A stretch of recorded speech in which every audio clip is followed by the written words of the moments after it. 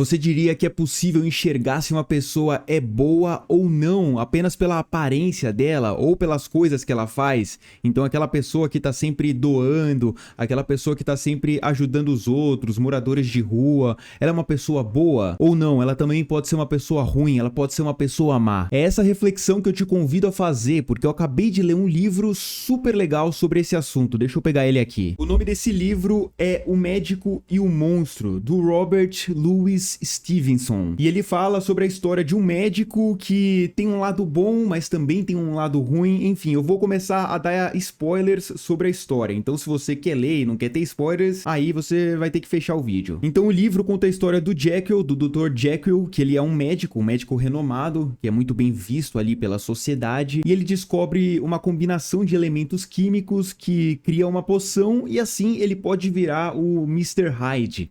O Mr. Hyde é uma versão maligna do Dr. Jekyll. Então todo o mal que poderia existir dentro do doutor é incorporado, é personificado no formato do Mr. Hyde. O Dr. Jekyll, ele é alto e o Mr. Hyde, ele é baixinho, como uma forma de mostrar que o mal que havia dentro do próprio Dr. Jekyll não era tão grande, né? Por isso que ele torna essa forma menor. E ao longo da história, a gente vai vendo que esse Mr. Hyde, ele é mal visto pelas outras pessoas, então qualquer pessoa, qualquer indivíduo que chega perto dele já sente uma angústia, sabe? Sente aquele negócio dentro de si que não consegue explicar muito bem, mas sente uma certa repulsa, não quer ficar perto daquela pessoa, não quer conversar tanto, sente meio que nojo, sabe? Quando você vê aquela pessoa, você não bateu, o negócio não deu muito certo. E isso sem conversar, simplesmente vendo, já sente aquela repulsa. Enquanto o próprio Dr. Jekyll, ele é bem visto na sociedade, né? Que nem eu disse anteriormente, ele é um doutor, ele é um médico, cara,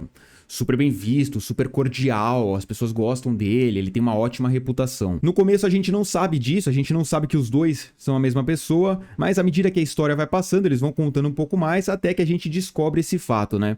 E no final, o Jekyll deixa uma carta que ele escreveu, falando como tudo isso começou, como é que ele descobriu esses elementos químicos que virou a poção, como é que houve essa divisão entre o próprio Dr. Jekyll e o Mr. Hyde. E nesse momento, ele fala que o Mr. Hyde faz parte dele, sim. Não é ele, né? Não é totalmente ele, mas sim uma parte dele. Então, o Mr. Hyde faz atrocidades, né? Que nem eu falei, ele é um cara repugnante, as pessoas não conseguem nem olhar pra ele. E o Jekyll se aproveita disso, então ele meio que usa o Mr. Hyde para fazer as besteirinhas que ele quer fazer, né? Então, pô, imagina se você pudesse se transformar em outra pessoa. Ele se transforma em outra pessoa, faz um monte de besteira e depois ele volta a ser o Jekyll e pode voltar a ser ele ali na sociedade. Todo mundo vai continuar gostando dele, todo mundo vai amar ele vai sair na rua, vai ser bem visto, as pessoas vão querer o bem dele, enquanto o Mr. Hyde, ele pode fazer qualquer besteira, que não importa. Se não gostarem dele, beleza, tanto faz, porque eu ainda sou o Dr. Jekyll. Eu entendo que o Jekyll talvez tenha sido uma pessoa que negou esse lado negativo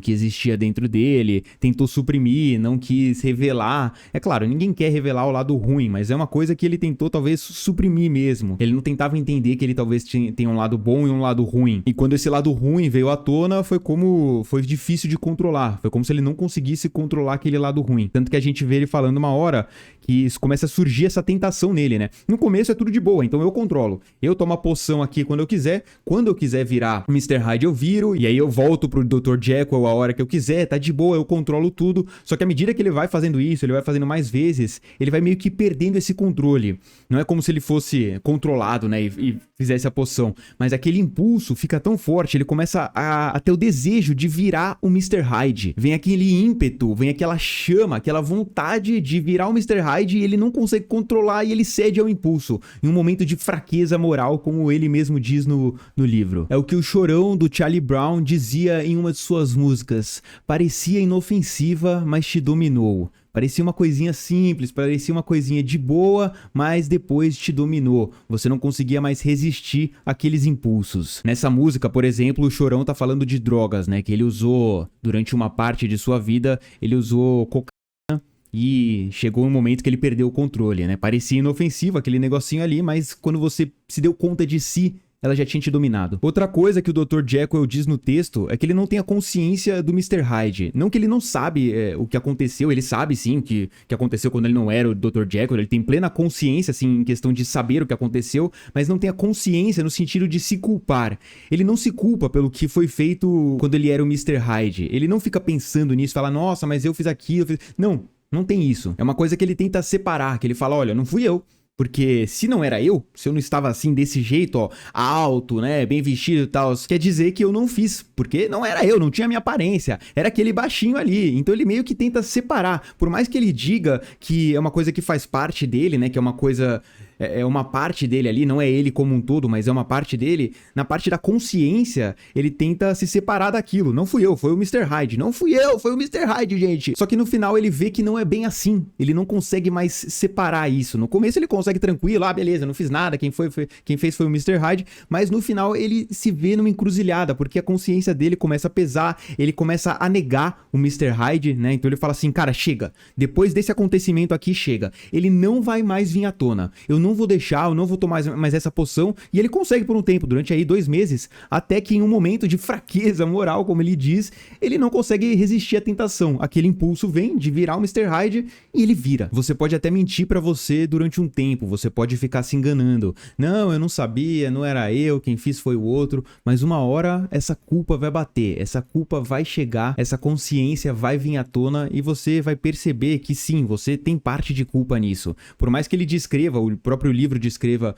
o Mr. Hyde como uma coisa maligna, uma coisa assim, cruel mesmo, uma coisa ruim, é um bicho ruim da peste, que o Dr. Jekyll, se ele fosse o próprio Dr. Jekyll, ele nunca faria essas coisas. Por mais que isso seja dito, ainda assim existe uma forma de culpa, de responsabilidade, por ele ter a consciência, né? Ele sabe que quem fez aquilo foi o Mr. Hyde, que, cara, ele virou o Mr. Hyde, entende? Entretanto, a gente também pode levar isso a uma reflexão do o quão responsável a gente é pelas nossas ações quando a gente tem um impulso muito forte. Quando vem aquela vontade extrema de você, por exemplo, quem é ex-fumante. Um ex-fumante que vê alguém fumando um cigarro, ele tem aquele ímpeto, aquela vontade, mano, absurda de fumar, as pessoas ficam fumando na frente dele, uma hora ele vai ceder. E eu acho que o ponto aqui é você não chegar nesse nível, né? De você perder totalmente o controle, de você não conseguir controlar mais o seu impulso. É você justamente evitar de se expor a esse tipo de coisa, né? Então se você é um ex-fumante, você não vai num lugar cheio de fumante, porque obviamente aquilo vai te dar vontade de fazer. E quando chegar um impulso muito forte, que nem é descrito no próprio livro, você não vai conseguir controlar.